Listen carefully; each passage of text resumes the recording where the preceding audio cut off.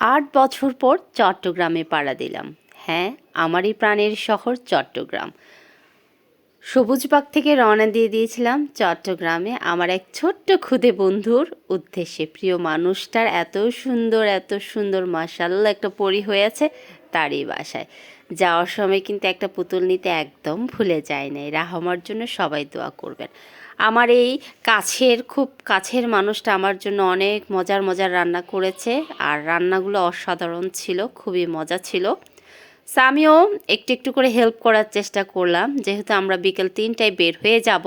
So খাবারের এই টাইমটাতে অ্যাকচুয়ালি সময়টা নষ্ট করতে চাইছিলাম না। সো খুব কুইক করে আমরা খাবার দাবারটা একদম শেষ করে ফেললাম। খাবারগুলোর মধ্যে অনেক মজার রোস্ট ছিল। তারপর সবগুলো হচ্ছে যে আপনার ফিশারি ঘাট থেকে নিয়ে আসা, ভাইয়া নিজে গিয়ে ফিশারি ঘাট থেকে নিয়ে এসেছে। সো খাবারের কথা আর নাই বললাম, জাস্ট শুধু দেখেন যে কি মজাদার খাবারগুলা চট্টগ্রামের মানুষ কুমিল্লার মানুষের জন্য করেছে। এরই মধ্যে খুব কুইক করে খাবারটা শেষ করে কি বলেছিলাম, চলে যাব অবশ্যই চট্টগ্রামের পতেঙ্গা বিচে। আর এই হলো অলংকারের চট্টগ্রামের মানুষের ঐতিহ্যবাহী গেট। গাড়িতে কিন্তু আমার বন্ধুটার সাথে অনেক এনজয় করেছি। দেখতে চলে এসেছি একদম পতেঙ্গা বিচে। পতেঙ্গা বিচটা অ্যাকচুয়ালি আমার কাছে মনে হয় একটা আবেগের জায়গা, যেখানে জীবনের সব জটিল মুছে যায় আর মানুষ খুঁজে পায় এক ধরনের অব্যক্ত প্রশান্তি। এখানে এসে মনে হয় পৃথিবীর সমস্ত সমস্যার সমাধান যেন সমুদ্র বিশালতায় গায়েব হয়ে যায়। হ্যাঁ, পতেঙ্গা বিচটা এমনই ছিল একটা সময়, এখন কিন্তু সবই আর্টিফিশিয়াল হয়ে গিয়েছে। এখানে আসলে যে আপনার মনের শান্তি পাবেন তেমন বিষয়টা আর যেন নেই।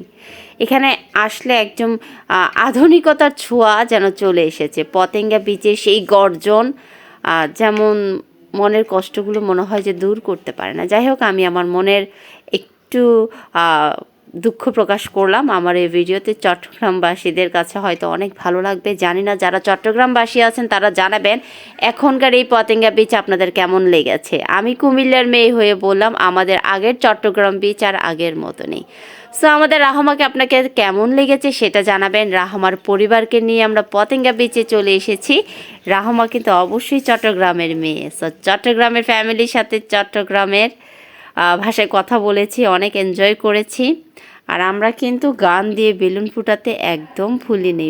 পর্যায়ক্রমে সবাই একবার করে ট্রাই করেছি। সাফওয়ান ট্রাই করেছে, রাহমা ট্রাই করেছে। আমার ভিডিওতে দেখবেন সবাই আমরা ট্রাই করেছি। কাছের মানুষগুলোর সাথে আসলে অনেক সুন্দর সময় কাটিয়েছি, যা আপনার ভিডিও দেখলেই বুঝতে পারছেন। আমার ভিডিওটা অবশ্যই শেয়ার করবেন, আমাকে ফলো দিতে ভুলবেন না, এবং কেমন লেগেছে সেটা জানাবেন। চট্টগ্রামে যাবেন, চট্টগ্রামে ঘুরে আসবেন। এই কি বলবো, এই রাহমার প্রেমে আমি পড়ে গেছি। রাহমাকে নিয়ে আমার কত আয়োজন, সারাদিনই রাহমা আমাকে নিয়ে ব্যস্ত ছিল, আমি রাহমাকে নিয়ে ব্যস্ত ছিলাম। আমরা যেন দুইজন বন্ধু হয়ে গিয়েছিলাম। যাই হোক, আমার রাহমার জন্য অনেক দোয়া করবেন। পতেঙ্গা থেকে আজকে বিদায় নিলাম, নেক্সট ভিডিওতে কিন্তু থাকছে, অবশ্যই দেখবেন।